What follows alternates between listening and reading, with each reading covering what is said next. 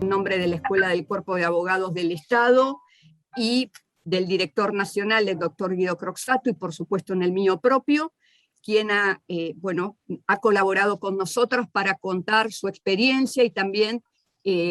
plantearnos cuál ha sido la estrategia jurídica que ha planteado el Ministerio de Educación frente a los desafíos. Les comento que, bueno, como les decía, la doctora es la subsecretaria actualmente de Gestión Administrativa, pero durante muchos meses, en el transcurso de esta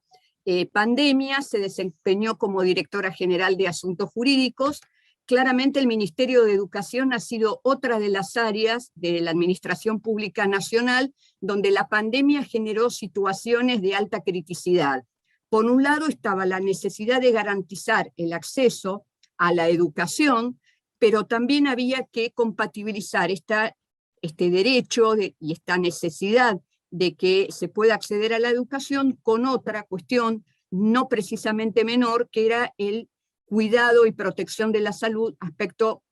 impostergable también para la Administración Pública Nacional. Entiendo que contar con la posibilidad de una educación a distancia o de manera virtual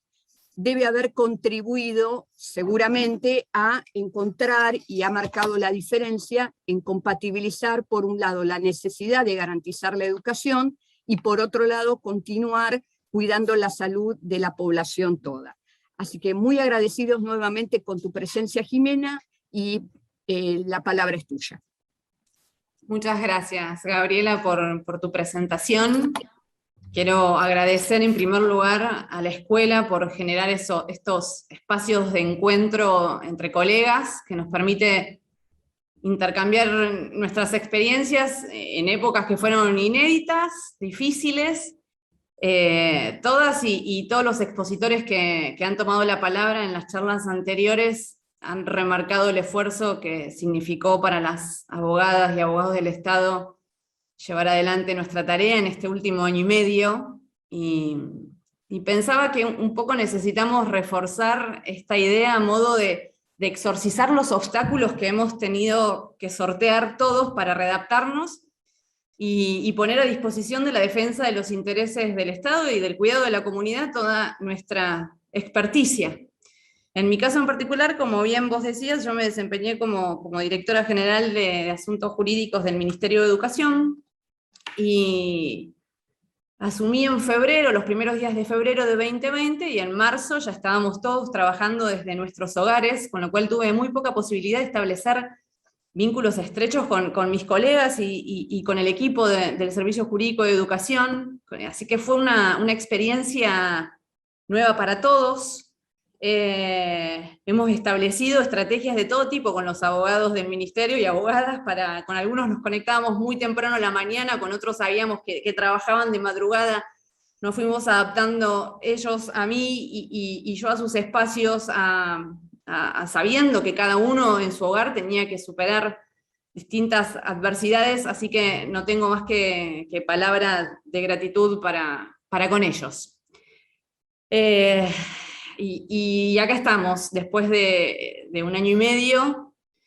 y cuando me preguntaba qué podíamos aportar desde el Ministerio de Educación en términos de la gestión jurídica de la pandemia, vos algo adelantabas recién, digamos. Si bien la pandemia atravesó a todos los organismos y a todas las dependencias del Estado, digamos, y trastocó el funcionamiento, las prioridades, algunos ministerios, algunas dependencias del Estado, como por ejemplo el Ministerio de Educación,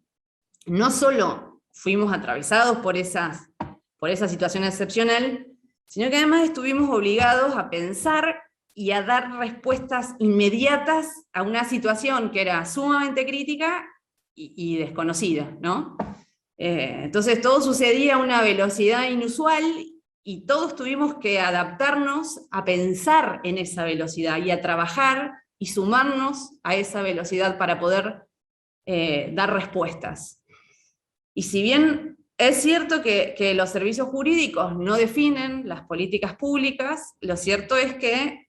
nuestra tarea es fundamental para que esas políticas públicas puedan ser implementadas, ¿no? Entonces volcamos nuestra experticia en los proyectos normativos, pensamos las estrategias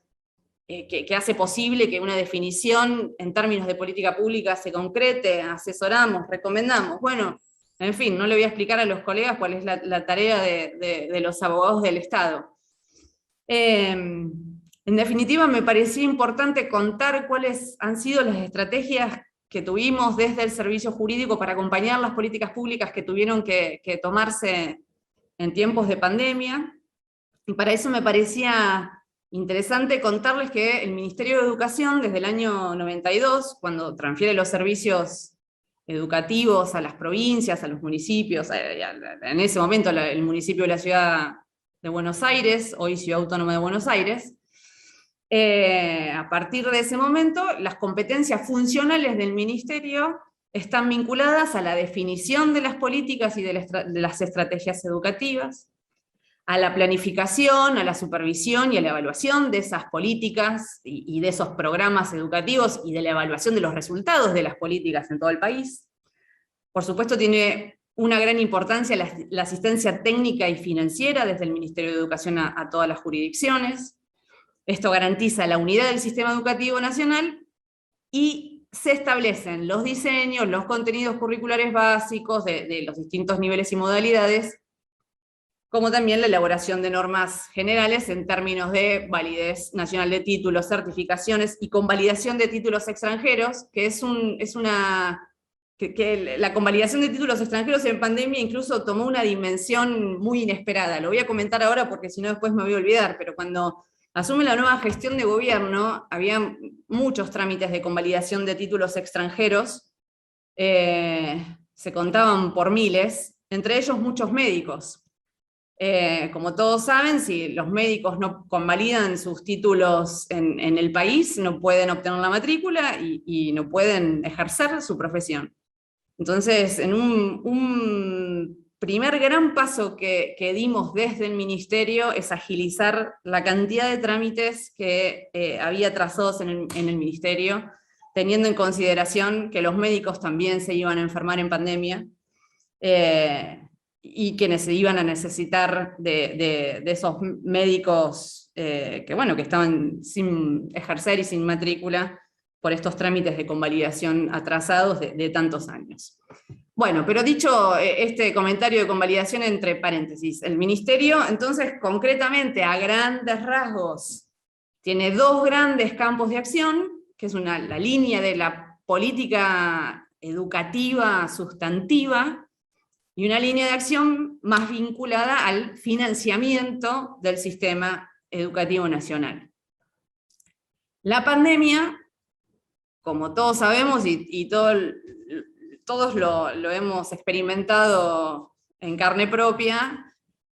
como principal medida preventiva tuvo el aislamiento. Entonces, esto inevitablemente colocó a los sistemas educativos de todos los países del mundo, no nos pasó solamente a nosotros, los colocó frente a una situación que era inédita en la historia de la escolarización.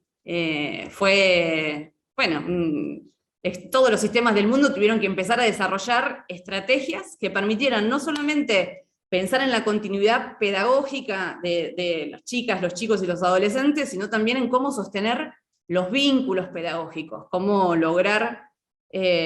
impedir que pierdan contacto los chicos con la escuela. En nuestro país, la primera suspensión de clases presenciales fue el 16 de marzo, y fue mediante la resolución 108 del Ministerio de Educación. Es decir, la suspensión de clases llegó antes que el decreto 297, que dispuso por primera vez el aislamiento social preventivo y obligatorio. Y esta resolución fue emitida en función de las facultades del artículo 13 del decreto 260, que facultó al ministro de Educación a disponer la forma de la escolarización en tiempos de pandemia. Entonces, una primer medida, incluso antes del ASPO, fue la suspensión por 14 días de las clases presenciales,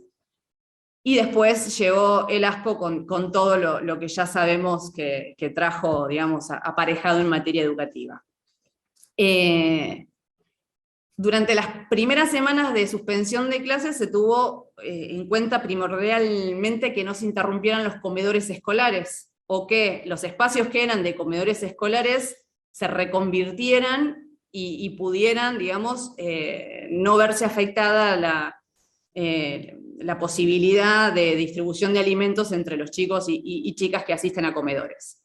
La producción de materiales didácticos para distribuir entre alumnos, es decir, lo primero que se estableció fue mecanismos de atención en las escuelas a través de los directivos para poder seguir asistiendo en términos alimentarios y en términos, digamos, educativos y didácticos a los chicos y las chicas en los colegios, a la vez de desarrollar distintas herramientas pedagógicas para prever situaciones de aislamiento digamos, y de suspensión de clases presenciales. Uno de los primeros programas que se estructuraron desde el Ministerio de Educación fue el programa Seguimos Educando. El programa Seguimos Educando es un paraguas jurídico que establece un montón de líneas de acción y que nos permitió poner en marcha desde el Ministerio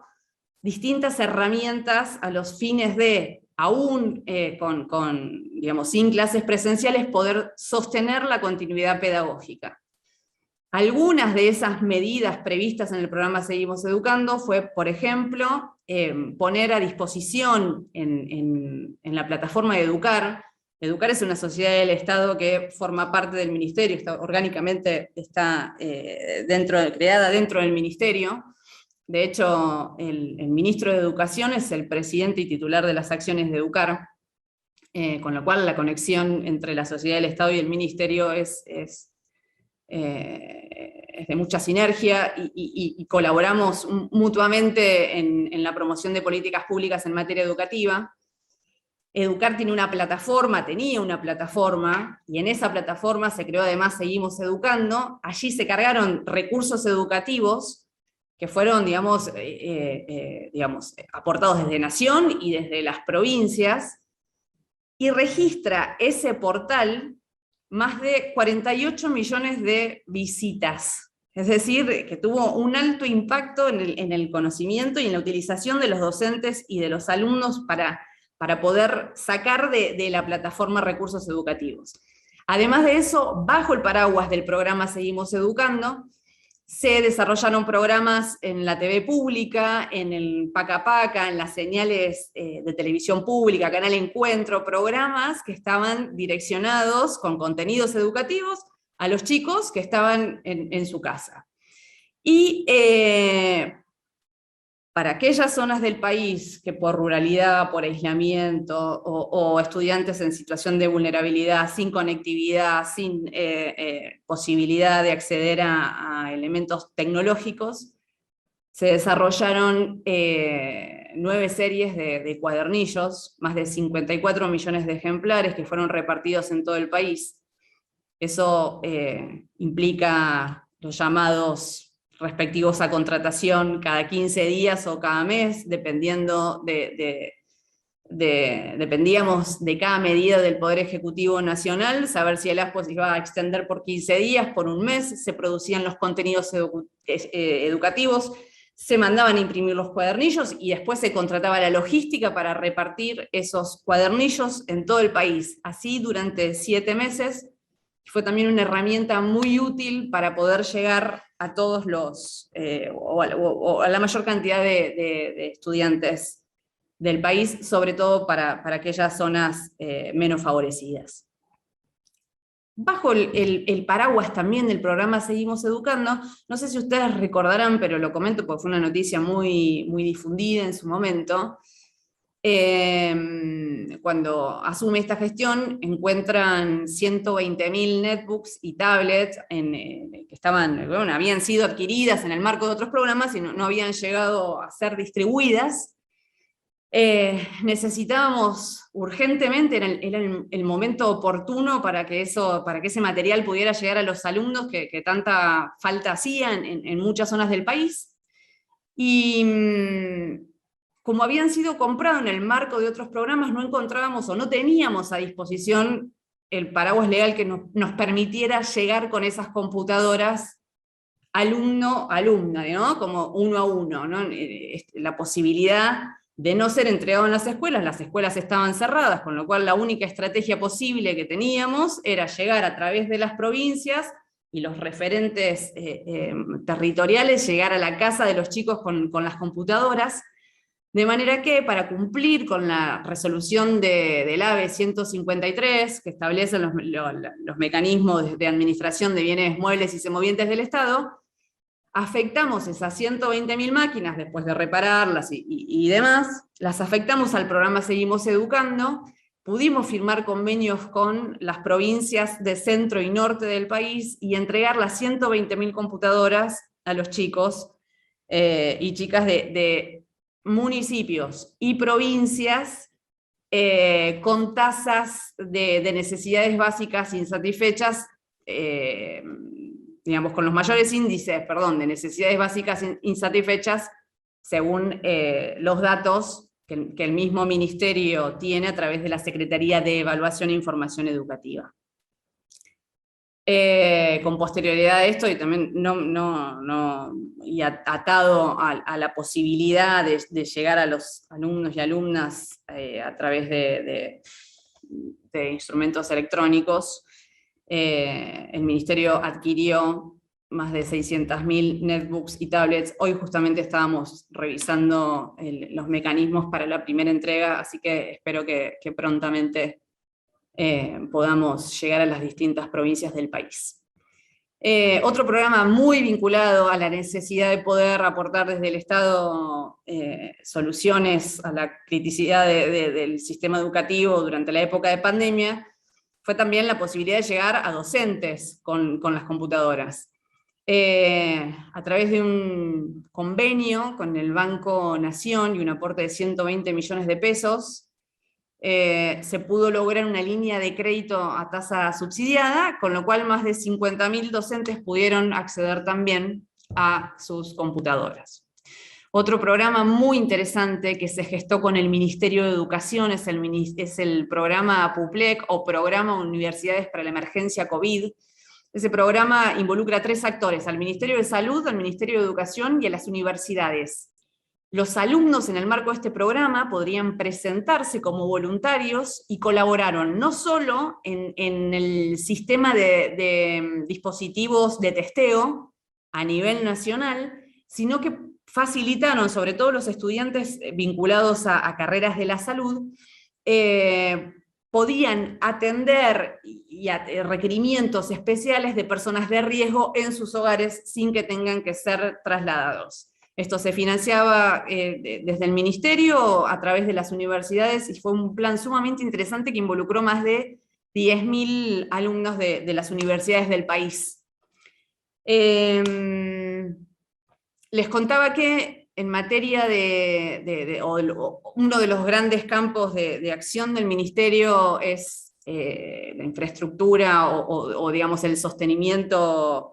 y financiamiento del sistema educativo nacional, y una de las grandes líneas de financiamiento está vinculada con la infraestructura escolar. Más allá de los programas que tengan que ver específicamente con la construcción, por ejemplo, de jardines de infantes, que en este año ya se licitaron más de 180 jardines de infantes, en época de pandemia, lo cierto es que la infraestructura que teníamos que atender estuvo mucho más vinculada a la atención de reparaciones menores en colegios, a las obras menores vinculadas al abastecimiento de agua potable, y a los insumos vinculados con la nueva realidad que iban a vivir las escuelas en hipótesis de reapertura, que imponía, digamos, la necesidad de que las escuelas cuenten con alcohol, lavandina, artículos de limpieza, con sanitarios que funcionen, con agua potable en sus instalaciones. Así que a través de la resolución 1024 del 2020, se crearon estas 3 líneas de acción y se destinaron más de 500 millones en transferencias directas a escuelas por insumo, más de 900 millones para obras de provisiones de agua, atendiendo, digamos, a la posibilidad de volver a clases, que en muchas provincias durante el año 2020, digamos, existió el retorno a la presencialidad. En relación a las trayectorias educativas, se trabajó mucho en el fortalecimiento y en el acompañamiento de aquellos niñas y adolescentes que tuvieran trayectorias discontinuas o que hubieran interrumpido su trayectoria, o que estuvieran en alguna situación de vulnerabilidad. Eso se trabaja en forma muy articulada con las provincias, a través de referentes provinciales, y a través de programas específicos que en época de pandemia han tenido una gran relevancia y una dinámica que fue sumamente importante y trascendente. Uno de los programas más recientes que se crearon también en el marco de la emergencia sanitaria es el Plan Federal Juana Manso. El Plan Federal Juana Manso, que se creó en forma mancomunada o para trabajar mancomunadamente con Educar, puso a disposición de los docentes y de las escuelas una plataforma educativa que permitía crear aulas virtuales, de manera que en esa aula virtual iban a estar los alumnos con la posibilidad de incluir chats educativos, videollamadas, espacio de comunicación con la familia, publicar contenidos, tareas para los alumnos, bueno, en fin, todas estas nuevas prácticas en la no presencialidad que todos como mamás o papás o los que tenemos chicos en edad escolar conocemos. Por supuesto que el Plan Juana Manso es mucho más que la plataforma, incluye la compra de computadoras y netbook que les comentaba hace un rato para su distribución, la posibilidad de dar conectividad a escuelas de todo el país. Si bien hay muchas escuelas, muchísimas escuelas conectadas y solventadas por ARSAT, por ENACOM, por el Ministerio de Educación, lo cierto es que hay mucha tarea todavía por hacer, especialmente en zonas rurales donde es más difícil el acceso a Internet.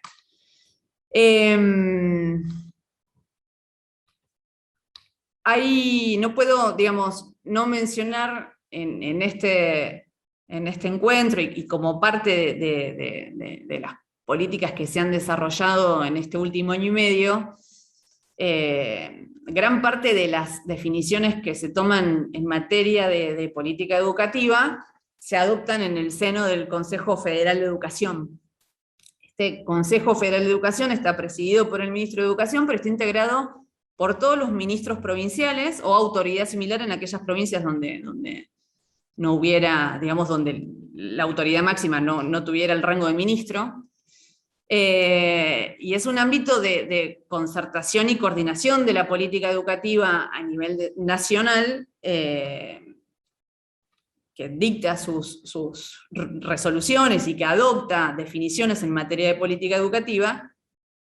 y estas resoluciones son de cumplimiento obligatorio para todas las provincias. Quiero decir, las provincias participan del Consejo Federal de Educación, y si las decisiones se adoptan por la mayoría que establece la ley, esas decisiones son obligatorias y de aplicación en todas las provincias. Es tan importante el trabajo que realizó el Consejo Federal de Educación durante la época de pandemia, que si revisamos los decretos presidenciales emitidos desde marzo 2020 a la fecha, en los que se refiere a la presencialidad o no presencialidad del sistema educativo, van a ver que menciona las resoluciones, 3 o 4 resoluciones del Consejo Federal, como la 364, la 370, ahora brevemente les voy a comentar el contenido de cada uno y la trascendencia que han tenido. De hecho, el último decreto, que es el 494, que refiere a que se mantendrán las clases presenciales y las actividades educativas en todo el país, refiere en las condiciones y de acuerdo a la determinación del riesgo epidemiológico que resulta de las resoluciones del Consejo Federal 364, 370, 386, 387. La resolución 364 del Consejo Federal, que data de julio del año 2020, aprobó un protocolo marco y lineamientos federales para el retorno a clases presenciales en la educación obligatoria. Este protocolo marco, por supuesto, establecía cuestiones vinculadas a la infraestructura que debían contemplar los colegios, a cuestiones de higiene y seguridad, siempre, digamos, siguiendo los lineamientos de la autoridad de aplicación, que es el Ministerio de Educación, ¿no? Digamos, en ese aspecto el Ministerio de Educación no inventó nada. Y la presencialidad, no presencialidad, o adoptar una forma combinada en términos de la educación, no era una decisión que fuera educativa, siempre fue una decisión sanitaria, ¿no? Y el Ministerio de Educación o el Consejo Federal de Educación regulaba bajo las estrictas directivas de la Autoridad de Aplicación Sanitaria. La resolución 364 en ese momento aprobó un protocolo marco, entonces cada jurisdicción podía presentar un protocolo específico para su realidad epidemiológica, se aprobaba a nivel nacional y podía retomar las clases presenciales hasta que la realidad epidemiológica determinara otra cosa. De hecho, en muchas provincias del país las clases presenciales retornaron, quizás en algunos municipios, en algunas zonas, pero retornaron y después volvieron a cerrarse, obviamente, por la complejidad propia de la pandemia. Pero esta fue una resolución sumamente importante porque permitió dar los primeros pasos en el retorno a la presencialidad. La resolución 366, que es otra también que siempre está mencionada en los decretos presidenciales, fue la que estableció las 3 formas de escolarización en una etapa, digamos, o como para generar un espacio de retorno progresivo a la presencialidad. Y las formas de escolarización fueron la presencialidad, la no presencialidad y la forma combinada. La resolución 370 es de octubre del 2020, y acá ya se pone en funcionamiento algo que fue conocido como el semáforo epidemiológico, ¿no? Y que en función del riesgo mediano o bajo o alto que se estableciera en las zonas o en los conglomerados urbanos y demás, el retorno a las clases presenciales tenía alguna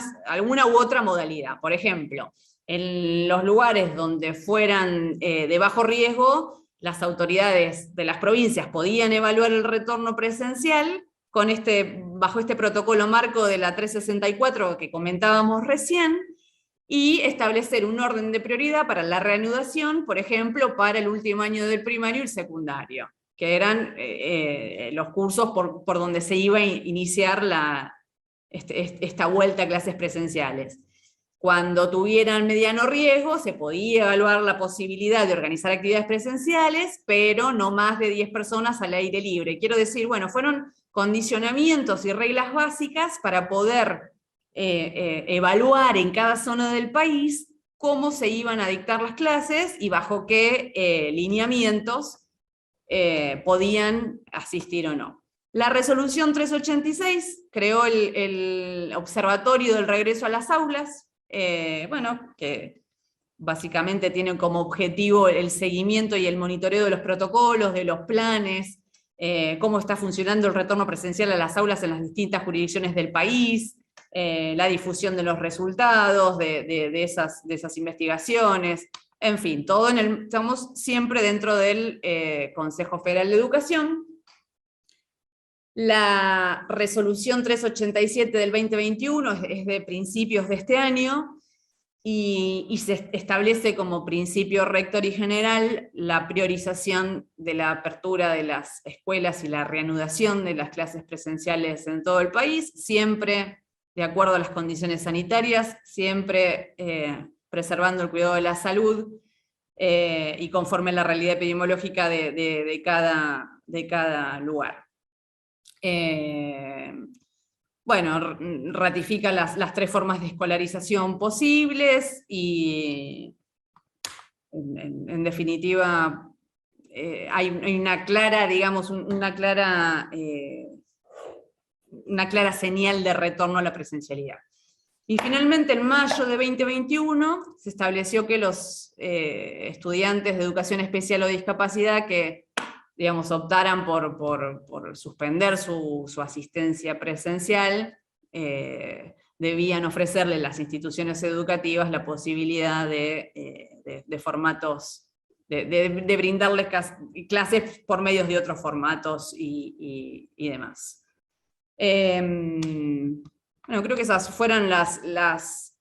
normativas más resonantes de este último año y medio en materia de gestión de la pandemia. Contarles brevemente que la actividad judicial en el Ministerio, nosotros tuvimos que asumir la defensa de los intereses del Estado en algunas acciones, que en su momento Jefatura de Gabinete derivó al Ministerio de Educación para que asumamos la defensa del Estado Nacional, en acciones vinculadas a la hipotética a planteos de inconstitucionalidad del decreto 241 que en su momento suspendió las clases presenciales. Nos encontramos ante la situación, esto previo por supuesto al fallo de la Corte tan resonante en su momento, nos encontramos ante la situación de padres e instituciones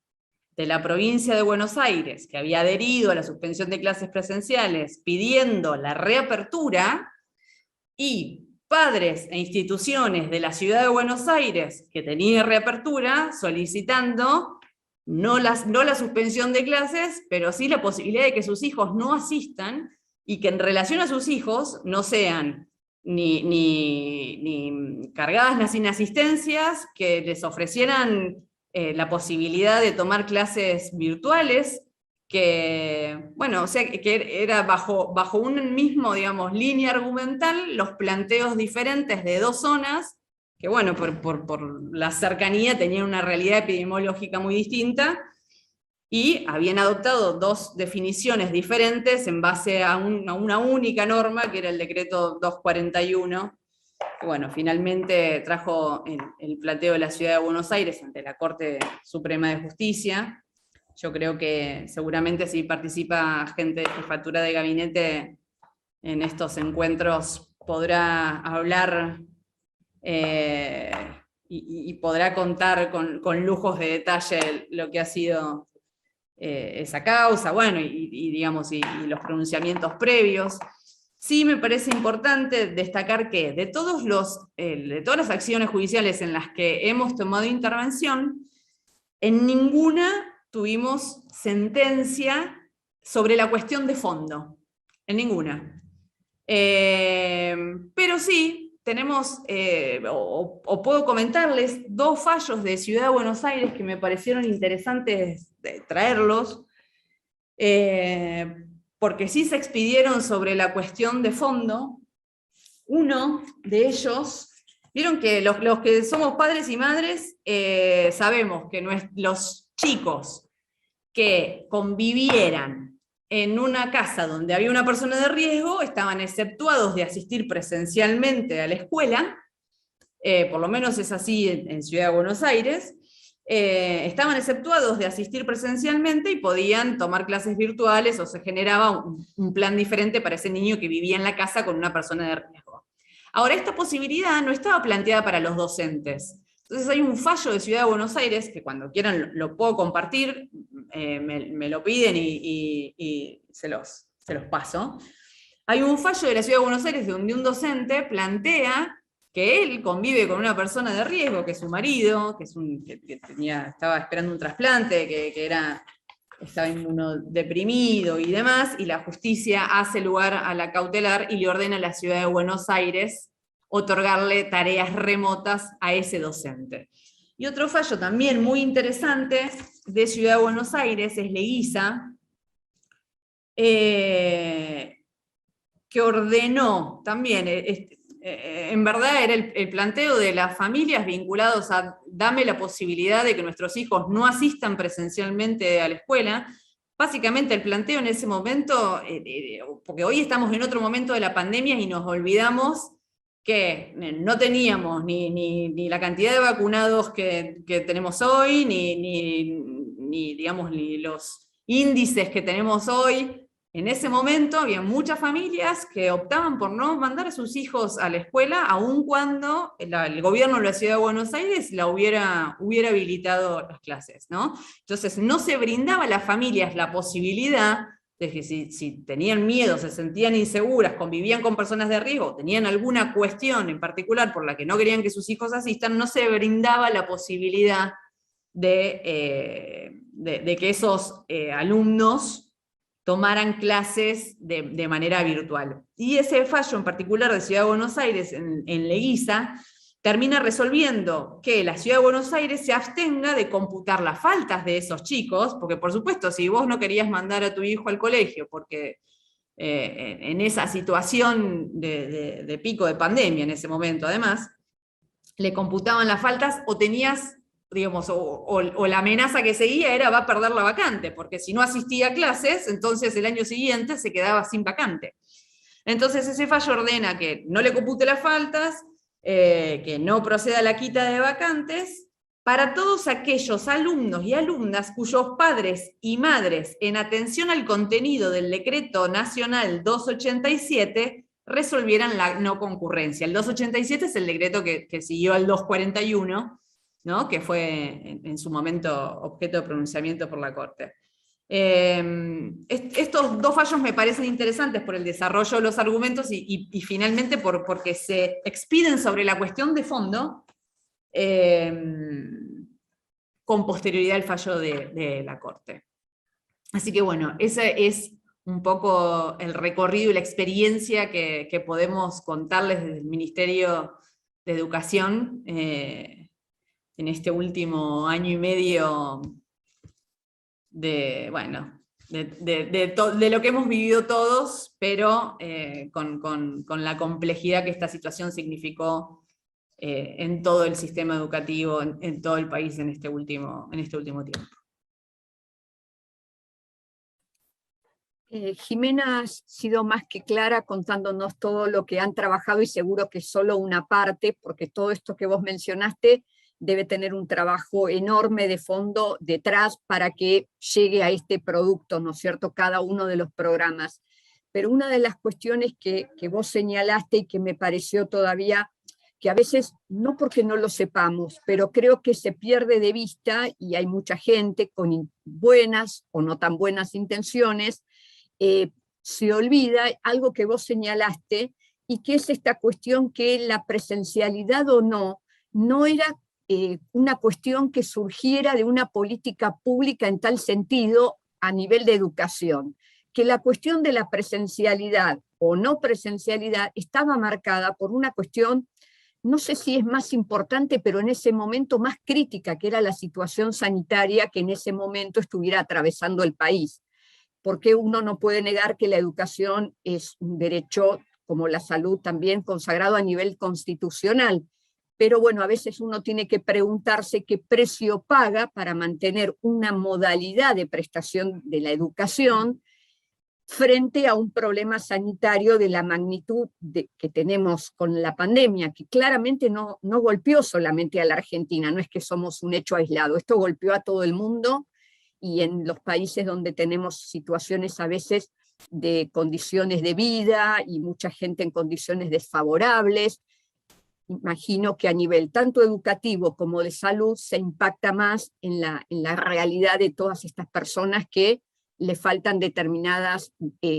comodidades y determinadas cuestiones para la vida diaria que aseguran mejor acceso a la educación y también, por qué no decirlo, un mejor acceso a condiciones de salud. Entonces, esto me parece que era poner en blanco sobre negro algo que es bastante obvio, pero a veces es tan obvio que se pierde de vista y se trata el tema como si hubiera quien pensara que la educación, porque sea a distancia o por un medio virtual, es menos valiosa que la prestada de manera presencial. Seguramente la presencialidad tiene un montón de factores a favor que no los tiene la presencialidad, pero en circunstancias extraordinarias como la que teníamos, la que tenemos, hoy es un poco mejor, pero no es que la pandemia terminó, es la alternativa para que verdaderamente las niñas, los niños, adolescentes, incluso jóvenes a nivel de las universidades, puedan continuar con su formación académica. Y la verdad,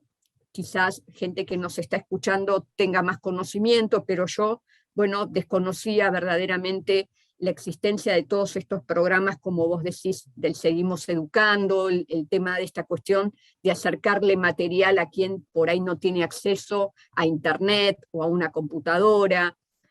volver a poner a la vida útil computadoras que estaban fuera de uso y que eran cruciales que chicos, chicas, jóvenes tuvieran a disposición para, bueno, poder continuar un vínculo académico, de escolaridad, ¿no es cierto? Es que, Gabriela, es a situaciones extraordinarias, respuestas extraordinarias. Quiero decir, por supuesto que el retorno a la presencialidad es la máxima ideal y es lo que necesitamos que vuelva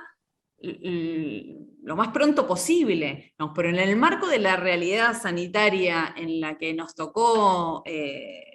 transitar este año y medio, pensar en la presencialidad sin tener en consideración las recomendaciones de la Autoridad de Aplicación Sanitaria hubiera sido directamente demencial, digamos. No se adoptó ninguna medida en ningún momento que no estuviera en línea con lo que la autoridad sanitaria indicara. Y todas estas medidas y estos programas que quise traer a conocimiento de todos los colegas, en realidad tienen que ver con que las escuelas estén cerradas no significa que no haya habido clases. Hicieron los docentes, las docentes, lo que estuvo a nuestro alcance y ojalá hubiéramos podido hacer más para que la continuidad pedagógica sea una realidad en todos los sectores. En los sectores que pueden tener 3, 4 hijos con 3 o 4 computadoras y en los sectores en los que no pueden tener ni una y poder entonces brindarles otro tipo de ayudas. Ir a buscar a los pibes que perdieron conexión con el colegio uno a uno, buscarlo con los referentes provinciales, que son psicopedagogos, profesionales, digamos, de las ciencias de la educación, que se contratan a nivel provincial para que revinculen los chicos a los colegios, o a los docentes, o a los grupos, poder acompañarlos en esas trayectorias. Programas de finalización de estudios secundarios. Yo fui pasando para no aburrirlos, digamos, pero ha sido un año y medio de pensar alternativas para que no quede relegado lo que vos decís, el derecho a la educación y el derecho a una educación equitativa y de calidad. Por supuesto, en una situación absolutamente inédita y extraordinaria. Pero todas las medidas que he contado han apuntado a esto, a una situación extraordinaria en donde la no presencialidad nos convocó y nos convoca a pensar en alternativas para que los chicos puedan sostener su continuidad pedagógica, puedan seguir incorporando conocimientos, pero en esta situación excepcional. Sí, claramente la excepcionalidad, como vos decías, marcó que las soluciones y las propuestas tuvieran características que en otro contexto claramente uno hubiera dicho son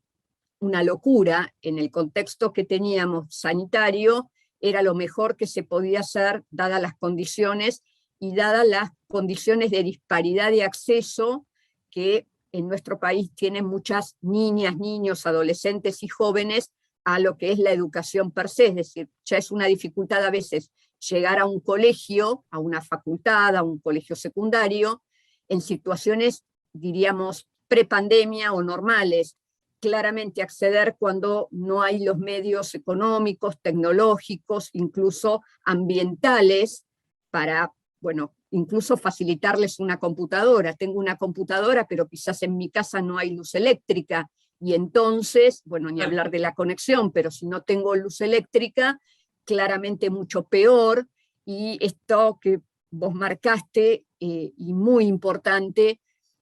que es no solo el acompañamiento desde lo educativo, sino como desde un primer momento se tuvo en cuenta lo de la asistencia alimentaria, porque tristemente en muchos lugares de nuestro país los colegios, además de dar educación formal y no formal, digamos, también asisten alimentariamente a sus alumnas y a sus alumnos. Y no es que la necesidad de la comida y el hambre fueran a desaparecer porque nos azotara la pandemia. Entonces, bueno, esta política del ministerio de no perder de vista la otra necesidad de muchas nenas, muchos nenes, en cuanto a la alimentación, obviamente a veces no lo sabemos, no lo conocemos, y es importante que no solo las abogadas y los abogados del Estado lo sepamos.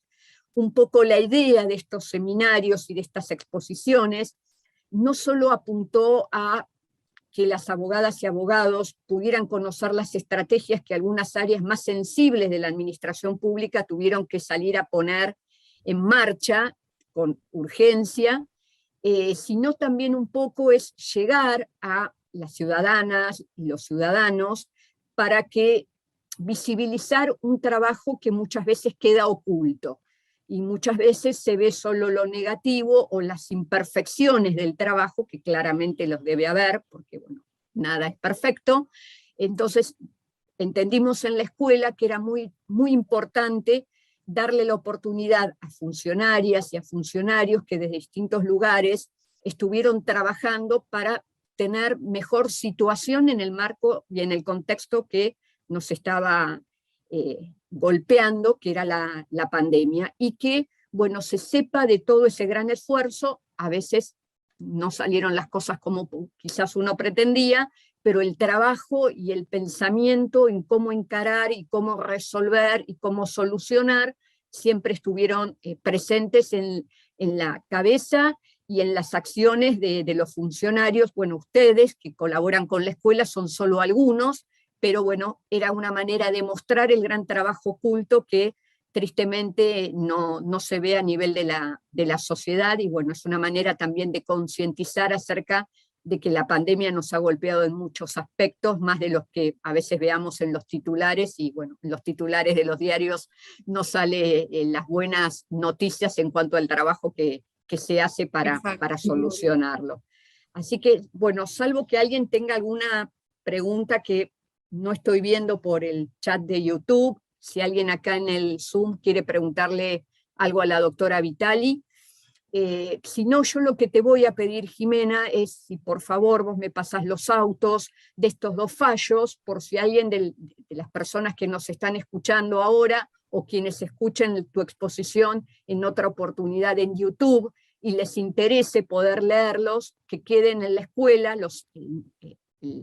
la carátula de esos expedientes, Sí, porque por supuesto. Entonces quien esté interesado, nosotros se lo podemos pasar, y bueno, también tener acceso. Que para eso también son productivos estos encuentros.